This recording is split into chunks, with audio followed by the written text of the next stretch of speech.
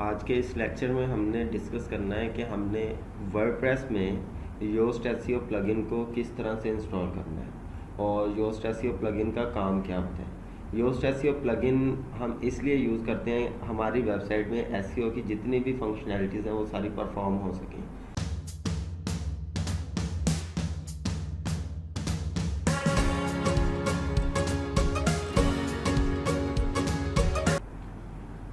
आज के इस लेक्चर में हमने डिस्कस करना है कि हमने वर्डप्रेस में योस्ट एसईओ प्लगइन को किस तरह से इंस्टॉल करना है और योस्ट एसईओ प्लगइन का काम क्या होता है। योस्ट एसईओ प्लगइन हम इसलिए यूज़ करते हैं हमारी वेबसाइट में एसईओ की जितनी भी फंक्शनैलिटीज़ हैं वो सारी परफॉर्म हो सकें।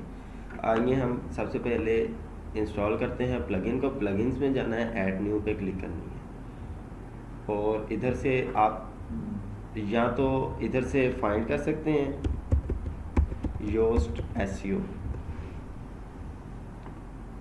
एसईओ प्लगइन करेंगे तो इधर से आ जाएगी, या फिर आप अगर आपके पास डाउनलोडेड पड़ी हुई है लैपटॉप में या सिस्टम में तो आप इधर से अपलोड प्लगइन भी कर सकते हैं। मेरे पास डाउनलोडेड पड़ी हुई है तो मैं उधर जाऊंगा और प्लगइन्स में जाकर उधर से मैं डाउनलोड कर लूँगा, इंस्टॉल कर लूँगा। ये प्लगइन इंस्टॉल होने लगता है। योस्ट एसईओ प्लगइन का फ़ायदा ये है कि ये हमारी वेबसाइट में एसईओ की फंक्शनैलिटीज़ को ऐड कर देता है। अभी ये इंस्टॉल हो रही है, मैं एक्टिवेट नहीं करूँगा लेकिन आपको पहले दिखाऊँगा कि इसको एक्टिवेट करने से पहले इंटरफेस क्या होता है और इसको इंस्टॉल करने के बाद इंटरफेस किस तरह का हो जाता है, ताकि आपको आइडिया हो जाए। ये देखें एक्टिवेट प्लगइन, लेकिन मैं प्लगइन को एक्टिवेट नहीं करूँगा, पहले आपको इंटरफेस दिखाऊंगा किस तरह का इंटरफेस होता है जब हम कोई पोस्ट करते हैं या कोई पेज है, क्योंकि उसमें कोई भी फंक्शनैलिटी नहीं होती है एसईओ की। अब देखिए ऐड न्यू मैं करूँगा, कोई भी पोस्ट ऐड करने लगा तो अब देखिएगा ये ऐड न्यू पोस्ट का ऑप्शन आ गया, ये इंटरफेस आ गया। अब देखें इधर कहीं भी आप स्क्रॉल करें या नीचे करें, इधर कोई भी एसईओ वाला सेक्शन नहीं है जहां से हम ये देख सकें कि हमने अपनी पोस्ट की एसईओ किस तरह से करनी है। ये हमारी ऑन पेज एसईओ में हेल्प करता है, इतनी हेल्प करता है कि हमें काफ़ी कुछ चीज़ें याद रखने में मुश्किल होती है, लेकिन ये हमें नोट करवा देता है कि इसमें ये इशू है, इसमें ये इशू है, इन इश्यूज़ को आपने रिजॉल्व करना है। तो अब देखें इसमें कोई भी एसईओ की फंक्शनैलिटीज़ नहीं है, एसईओ सेक्शन कोई भी नहीं है। और योस्ट एसईओ प्लगइन हमें ये भी बताता है कि हमारा जो कंटेंट है हमने ऐड किया है वो रीडेबल है या नहीं है, उसमें कितने परसेंट हमने कीवर्ड डिफ़िकल्टी डेंसिटी यूज़ की है, कीवर्ड्स को कितनी बार यूज़ किया है, हमारा टाइटल ठीक है, डिस्क्रिप्शन ठीक है। इस तरह के काफ़ी इश्यूज होते हैं जिसको हम योस्ट एसईओ के थ्रू रिजॉल्व करते हैं। तो आइए हम एक बार प्लगइन की तरफ चलते हैं और उसको एक्टिवेट करते हैं। प्लगइन्स में जाएंगे, पहले मैंने इंस्टॉल कर लिया था लेकिन एक्टिवेट नहीं किया था, अब इधर से मैं एक्टिवेट करूँगा, ये प्लगइन एक्टिवेट हो जाएगा। जो मैंने प्लगइन यूज़ किया है ये प्रीमियम प्लगइन है, इसमें ये पेड प्लगइन है योस्ट एसईओ का। अगर आप उधर से सर्च से करेंगे तो वो आपको फ्री वाला मिलेगा, उसमें आपको एक कीवर्ड ऐड करने का ऑप्शन मिलेगा कि आप अपने कंटेंट को एक कीवर्ड की बेस पे रैंक कर सकते हैं, ऑप्टिमाइज़ कर सकते हैं। लेकिन जो पेड प्लगइन होती है उसमें आप एक से ज़्यादा तकरीबन मैक्सिमम 5 कीवर्ड्स तक अपने कंटेंट को ऑप्टिमाइज़ कर सकते हैं। जैसे कि ये देखें मैंने अभी प्लगइन सिर्फ एक्टिवेट किया है, ये देखें योस्ट एसईओ प्रीमियम, इसका सेक्शन आ गया है और उसमें एसईओ लिखा हुआ है और रीडेबिलिटी लिखा हुआ है। अब ये होता क्या है, और ये स्कीमा लिखा हुआ है, ये सोशल सेक्शन है। अब इसमें जब भी हम कोई भी पोस्ट करेंगे तो ये हमें बता देगा कि हमारी पोस्ट में इस वक्त क्या इश्यूज़ हैं। अब देखिए मैंने एक आर्टिकल अब लिखना है, इसमें मैं लिखता हूँ व्हाट इज़ डिजिटल मार्केटिंग।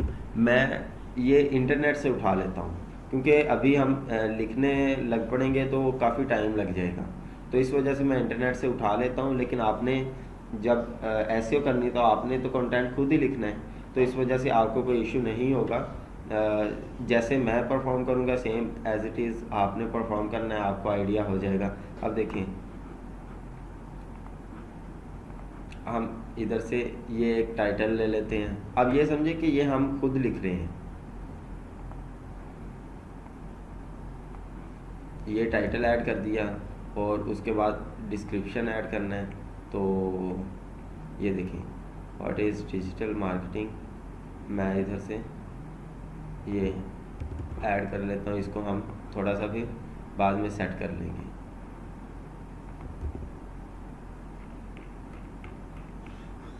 ये टाइटल आई थिंक कॉपी नहीं हुआ, तो ये टाइटल भी कॉपी हो गया।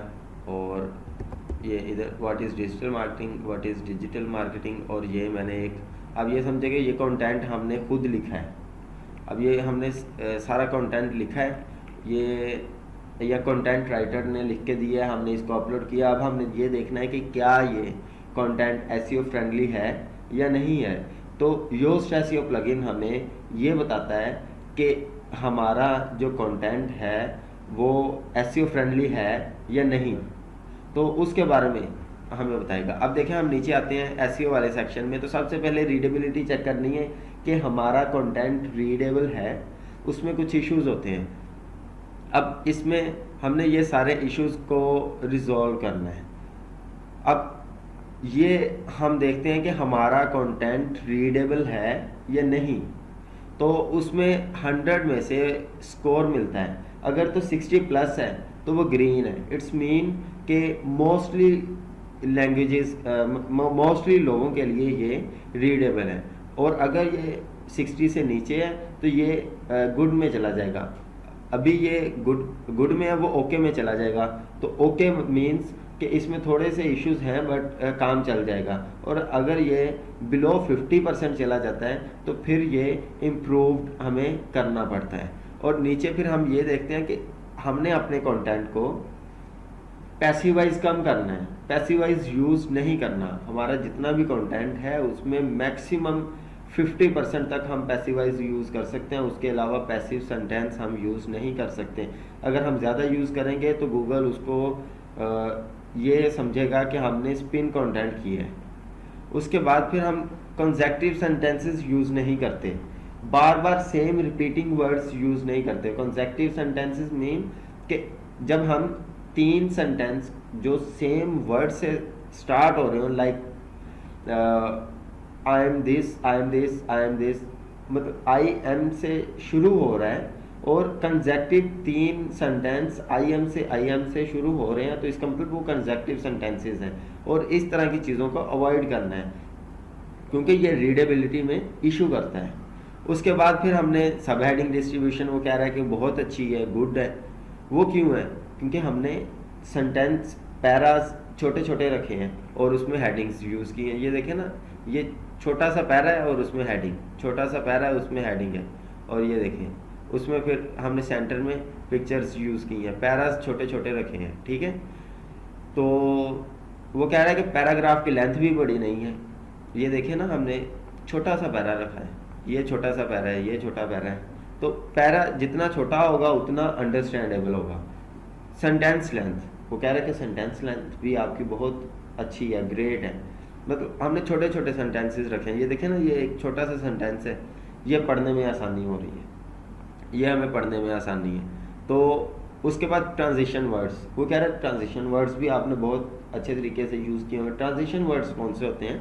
ट्रांजिशन वर्ड्स वो वर्ड्स होते हैं जो रीजनेबल वर्ड्स होते हैं। जैसे हम कोई भी बात कर रहे हैं, हम सच डैट यूज़ करते हैं, सो डैट यूज़ करते हैं, बिकॉज यूज़ करते हैं। तो ये वाले वर्ड्स ट्रांजिशन वर्ड्स होते हैं क्योंकि ये एक्सप्लेनेशन डिफाइन कर रहे होते हैं। हमारा कोई भी कीवर्ड है या हमारा कोई भी सेंटेंस है, उसमें जब हम एक सेंटेंस बोलते हैं उसमें बिकॉज यूज़ कर लेते हैं, इसका मतलब ये है कि हम उसकी आगे एक्सप्लेनेशन देने लगे हैं, तो वो इजी टू अंडरस्टैंड होती है चीज़। तो इस वजह से ट्रांजिशन वर्ड्स यूज़ करना, ये रीडेबिलिटी होता है। और ये सारे इश्यूज हम इधर रिजॉल्व करते हैं। उसके बाद ये एसईओ वाला सेक्शन आ जाता है। अब इधर हमने कीवर्ड कौन सा चूज़ किया था? डिजिटल मार्केटिंग, ऐसा ही है, ये हमने कीवर्ड चूज़ कर लिया। अब इस कीवर्ड की बेस में हमने इस कंटेंट को ऑप्टिमाइज करना है। और योस्ट एसईओ प्लगइन हमारी हेल्प करेगा कि हम किस तरह से इसकी मदद से अपना कंटेंट ऑप्टिमाइज कर सकते हैं। ठीक है, तो हम बहुत आसानी के साथ अपना कंटेंट ऑप्टिमाइज कर लेंगे इस कीवर्ड की बेस पे, क्योंकि ये खुद ही बताएगा कि हमारा कीवर्ड किस जगह पे होना चाहिए, कैसे होना चाहिए, हमने कहाँ पे कितना कीवर्ड ऐड किया है, वो सारी चीज़ें ये बताएगा। अब सबसे पहले जब हमने एसईओ करनी है तो हम सबसे पहले क्या देखते हैं, टाइटल, अपना टाइटल ऐड करते हैं। ये एसईओ टाइटल में इधर हम अपना वेबसाइट का नेम लिख देते हैं। ठीक है,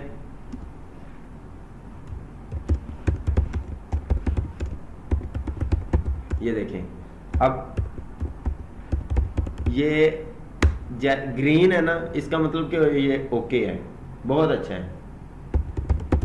जैसे ये रेड हुआ, इसका मतलब कि इसको इम्प्रूव करना है, हमने कम करना है इसको। अब मैं इसको ख़त्म कर देता हूं तो ये ग्रीन है, इसका मतलब ये ओके है। ठीक है, ये मैंने सिर्फ आपको इतना लिखा इसीलिए, ये दिखाने के लिए कि आपको पता चल जाए जब ये रेड हो जाएगा तो इम्प्रूवमेंट, और जब ऑरेंज आ जाएगा तो इसको और हम ज़्यादा ऑप्टिमाइज करना चाहिए। लेकिन जब रेड आ जाए तो फिर हमने रेड को रिजॉल्व करना ही करना है। अगर ऑरेंज आ जाए तो हम छोड़ भी सकते हैं, कर भी सकते हैं, वो हम पे डिपेंड करता है। जैसे हमने टाइटल ओके कर दिया, उसके बाद अब हम डिस्क्रिप्शन की तरफ आते हैं। हमने एक डिस्क्रिप्शन लिखना है जो हमारे इस पूरे के पूरे आर्टिकल को प्रेजेंट कर रहा होगा। तो हमने बहुत अच्छा डिस्क्रिप्शन लिखना है। अब मैंने तो जो कंटेंट लिखा है उसी की बेस पे मैंने डिस्क्रिप्शन ऐड कर दी है। अब हमने ये देखना है कि ये रेड है या ग्रीन है या ऑरेंज है। अगर ग्रीन है तो वो ओके है। अब देखें, मैंने टाइटल भी ऐड कर दिया, डिस्क्रिप्शन भी ऐड कर दिया, और ये इसी प्लगइन ने मुझे बता दिया कि आपका टाइटल और डिस्क्रिप्शन ओके है। वो क्यों बता रहा है, क्योंकि ये देखिए ना, ऊपर वो शो भी कर रहा है कि मोबाइल डिवाइस में किस तरह से शो होगा और डेस्कटॉप पे किस तरह से शो होगा। मीन्स के अगर ये ठीक तरीके से शो हो रहा है, इसकी प्रेजेंटेशन अच्छी है, तो इसका मतलब ठीक है ये, तो मुझे इसकी ज़रूरत नहीं है अब इसको और ज़्यादा ऑप्टिमाइज़ करने की। तो ये मैंने ऑप्टिमाइज़ कर दिया। अब हम इधर आते हैं कि देखते हैं कि इसमें क्या क्या इश्यूज़ हैं। आपने जहाँ पे ये एसईओ एनालिसिस लिखा हुआ है यहाँ पे क्लिक करनी है। तो ये देखें, ये सारे इश्यूज़ आ गए हैं। जो ग्रीन है वो ठीक है, जो रेड है और ऑरेंज है उनको हमें देखना है, उसको इम्प्रूव करना है। तो अब देखें इसमें इश्यूज़ क्या क्या हैं। सबसे पहला issue, no internal link. Internal link नहीं है। इंटरनल लिंक क्या होता है कि हम अपनी वेबसाइट के एक आर्टिकल को दूसरे आर्टिकल के साथ अटैच करते हैं। मतलब हम अपनी वेबसाइट में ही लोगों को घुमाते हैं, हम एक आर्टिकल से दूसरे आर्टिकल में लेके जाते हैं, या एक आर्टिकल से हम होम पेज की तरफ लेके जाते हैं। अब इंटरनल लिंक नहीं है तो मैं इसको इंटरनल लिंकिंग एक कर देता हूँ। ये लें, मैं इधर से एक इंटरनल लिंकिंग कर देता हूँ। ये लें, मैं अपनी डोमेन नेम ले लेता हूँ इधर से, और ये इसको URL दे के और इसको ये लें। अब मैंने इधर एक ओके कर दिया तो ये इंटरनल लिंक ख़त्म हो गया। क्योंकि इंटरनल लिंकिंग इसलिए ख़त्म हुआ है, मैंने इसको अपनी वेबसाइट का होम पेज का लिंक इसमें ऐड कर दिया कंटेंट में। अगर मैं ये ऐड ना करता तो इंटरनल लिंकिंग का इशू ख़त्म नहीं होना था। और ये इतना बड़ा इशू नहीं है, अगर नहीं भी ख़त्म होता तो कोई मसला नहीं है, लेकिन हम ये सारे इश्यूज रिजॉल्व कर लेते होते हैं, इसलिए हम इसको प्रेफरेंस देते हैं। और ये अच्छा होता है, इंटरनल लिंकिंग बहुत अच्छी होती है। क्योंकि अगर आपका एक आर्टिकल रैंक है, एक आर्टिकल रैंक हो जाता है और उसमें आपने दूसरा आर्टिकल लिंक किया हुआ है, इसका मतलब ये है कि लोग एक आर्टिकल पढ़ेंगे और उधर से दूसरे पे मूव होंगे, तो एक से दूसरे पे ट्रैफिक जाएगी। जब ट्रैफिक जाएगी और उसमें सिग्नल भी जाएगा लिंक का, इंटरनल लिंकिंग का, तो वो भी रैंक में आएगा। तो रैंकिंग में आएगा तो वो आसानी के साथ फिर गूगल पे रैंक करना स्टार्ट कर देगा। अब ये सेकंड, की फ्रेज इन सब heading, more than 75% of your H2 H3 सब heading reflect the topic of your copy, that's too much. वो कह रहा है कि आपने जितनी हेडिंग्स यूज़ की हैं ना, उसमें आपने कीवर्ड को यूज़ किया हुआ है, तो इसको कम करें, ये रिफ्लेक्ट कर रहा है आपके टॉपिक को, और इससे ये हो रहा है कि आप ज़्यादा ओवर ऑप्टिमाइज कर रहे हैं। ओवर ऑप्टिमाइज मीन हम कीवर्ड स्टफिंग कर रहे हैं हेडिंग्स में। हमने अब हेडिंग यूज़ नहीं करनी, मतलब करनी है तो हमने अपने कीवर्ड को कम से कम यूज़ करना है, क्योंकि हमने हर एक हेडिंग में कीवर्ड यूज़ किया हुआ है। अब हम इधर देखेंगे कि हमने कितनी हेडिंग्स यूज़ की हैं और उसमें क्या कीवर्ड्स यूज़ की हैं। ये लें, सबसे पहले व्हाट इज़ डिजिटल मार्केटिंग, इसमें आ गया डिजिटल मार्केटिंग कीवर्ड। उसके बाद दूसरी हेडिंग की है व्हाई डिजिटल मार्केटिंग मैटर। अब हमने ये भी डिजिटल मार्केटिंग यूज़ कर लिया। अब उसके बाद हमने हेडिंग यूज़ नहीं की, और जितनी इसका मतलब जितनी भी हेडिंग्स थी उसमें डिजिटल मार्केटिंग कीवर्ड आ रहा था। तो अब हम क्या करेंगे, हम इधर एक हेडिंग ऐड करते हैं, उसमें हमने डिजिटल मार्केटिंग कीवर्ड को यूज़ नहीं करना। अब हम इसमें हेडिंग यूज़ कर सकते हैं एग्जाम्पल ऑफ DM। मतलब अभी मैं ये एग्जाम्पल एक हेडिंग यूज़ कर ली, डिजिटल मार्केटिंग था तो मैंने DM कर लिया, डिजिटल मार्केटिंग ही होता है। अब हेडिंग और ये ले H2 मैंने इसको कर दिया। अब ये इशू रिजॉल्व हो जाएगा, ये खत्म हो गया। क्यों खत्म हुआ कि मैंने हेडिंग्स को ओवर ऑप्टिमाइज नहीं किया। अब मैंने डिजिटल मार्केटिंग की जगह पे DM लिख दिया।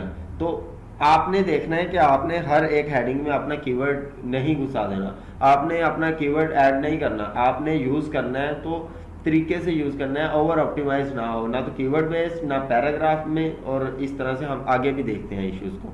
अब देखें key phrase distribution uneven, some part of your text don't contain the key phrase of its synonym. अब देखें वो ये कह रहा है कि आपका जो कंटेंट है उसका कुछ ऐसे पार्ट्स भी हैं जिसमें कंटेंट जिस कंटेंट में आपका कीवर्ड अवेलेबल नहीं है, तो इसको भी आप रिजॉल्व करें। हम देख लेते हैं, इधर आई बटन पे क्लिक करेंगे तो ये हाईलाइट भी कर देता है कीवर्ड हमने कहाँ कहाँ पे यूज़ किया। आप देखें फर्स्ट पैरा में यूज़ हो गया, सेकंड पैरा में कीवर्ड यूज़ नहीं हुआ, ठीक है। उसके बाद ये देखें थर्ड पैरा में यूज़ हो गया, इधर यूज़ नहीं हुआ। तो अब हम क्या करेंगे, इस जगह पर भी कीवर्ड यूज़ करेंगे और इधर भी यूज़ करेंगे कीवर्ड। अब growing up with Indian the answer of both those word. अब हम इसमें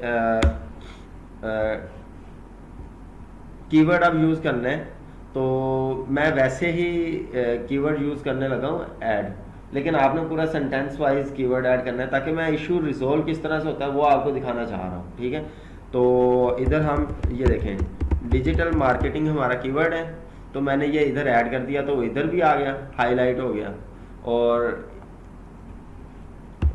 just for a second in digital marketing, ये लें। अब वो क्या कह रहा है कि focus keyword was found 8 time, that's more than the recommended. अब 6 टाइम तो ठीक था। अब वो देखें वो कीवर्ड डेंसिटी भी बता रहा है हमें हमारे कंटेंट के हिसाब से। देखें हमें कितना काम कम करना पड़ रहा है, ऑटोमेटिकली काम हो रहा है, हम काम कर रहे हैं, वो बताई जा रहा है कि आपको इतना होना चाहिए, आपका काम इतना होना चाहिए, आपने कीवर्ड्स इतनी बार ऐड करना है। अब हमने ये देखना है कि हमने सबसे पहले 3 बार इसको यूज़ कर लिया है, ऐसे ही है। अब हम इसको कम कर लेते हैं, ये ले मैंने डिजिटल मार्केटिंग को हिट कर दिया है। अब देखते हैं, हम देखें उसने कहा कि 7 बार यूज़ हुआ है और 6 बार होना चाहिए था, तो एक बार हम और कम कर लेते हैं। इस डिजिटल मार्केटिंग को जो मैंने वैसे ही लगाया था ख़त्म करने के लिए, इसको हम ख़त्म कर लेते हैं। तो ये देखें अगर मैं उधर से कम करता हूँ तो वो क्या कहता है अनइवन पार्ट में आ जाता है कि आपने वो उस तरह से यूज़ नहीं किया। अब मैं इधर डिजिटल मार्केटिंग लिखूंगा लेकिन कहीं और से मैं इसका कीवर्ड ख़त्म कर दूंगा। अब ये देखें ना, तो is the any form of marketing. अब वो इसको 2 कंसिडर कर रहा है, 2 बार कंसिडर कर रहा है। Digital marketing is any form of marketing. अब वो क्या कर रहा है डिजिटल मार्केटिंग इसको भी ले रहा है और इसी सेंटेंस में डिजिटल इसको ले रहा है और मार्केटिंग इसको ले रहा है। अब इसमें दो चीजें ले रहे हैं।